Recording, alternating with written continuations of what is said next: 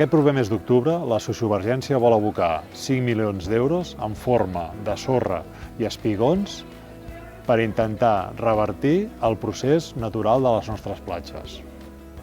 Són diners que aniran abocats, que no serviran només per això, per anar abocats.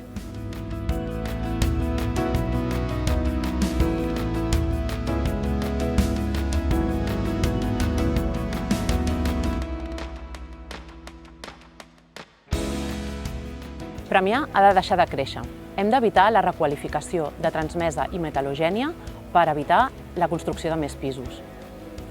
Crearem un cens d'habitatges buits per tal de planificar polítiques que garanteixin un habitatge digne per tothom.